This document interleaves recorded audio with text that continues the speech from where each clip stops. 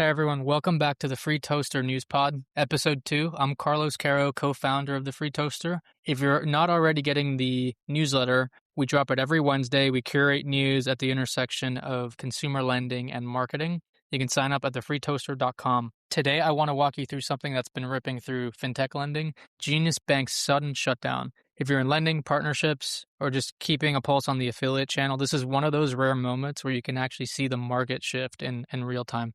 Let's dig into this one.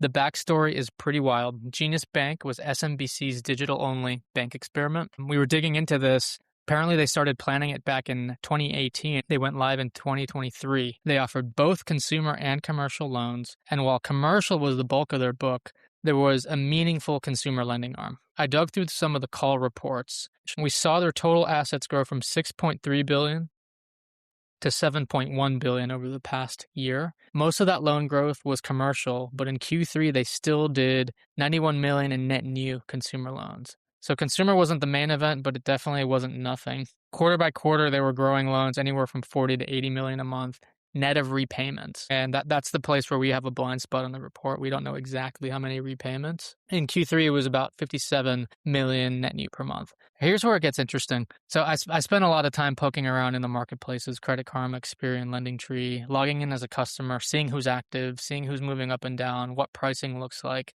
To me, Jenius Bank was always very prominent in these marketplaces, always near the top of the page. And they seemed to be pricing aggressively on APR. It seemed like they were clearly playing to win on a rate. There's days where I'd log in and see Jenius undercutting everyone, sometimes by more than 100 basis points. So it was obvious they were leaning in, buying volume in affiliate marketplaces.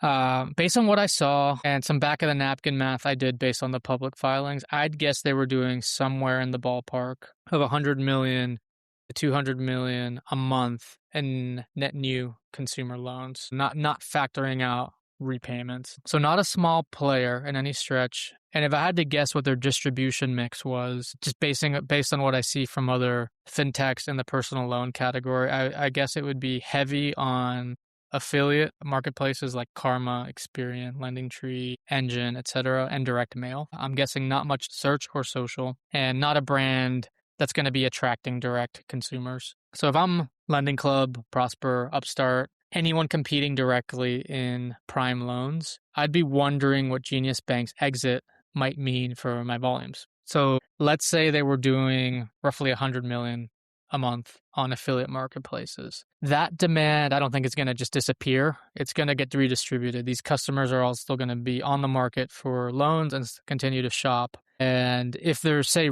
10 direct competitors to Jenius and kind of prime personal loans, and I think there may be more, but if we just assume 10, maybe each one of them picks up roughly $10 million in new volume per month overnight.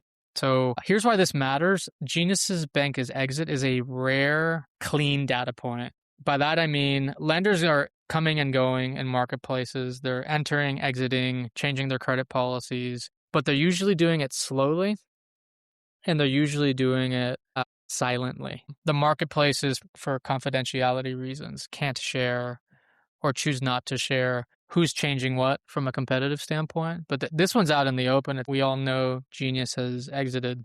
So if you're a lender, this is a perfect chance to benchmark. So how much market share do they have? How much did you pick up? Most teams are left guessing when a player exits. There's usually a fog of vibes and ideas, sudden volume changes with no clear explanation. This time we get to see the cause, the timing, and we'll get to see the effect in real time. So here's my ask to the community. If you're a lender who you believe competes with Jenius Bank and you're willing to share your pre-30 days and post-30-day numbers across your affiliate marketplaces, even anonymously, I'd be happy to gather all that information and then publish what we saw. Lender A saw this, lender B saw that, lender C saw this. Most lenders never get to see this kind of natural experiment. So this is a chance to learn as an industry how these marketplaces actually rebalance traffic. So if you're up for it, reach out. We'll aggregate the data, share what we learn. You can email us. If you're a subscriber, just respond to the newsletter. And if you're not a newsletter subscriber, you can email me directly.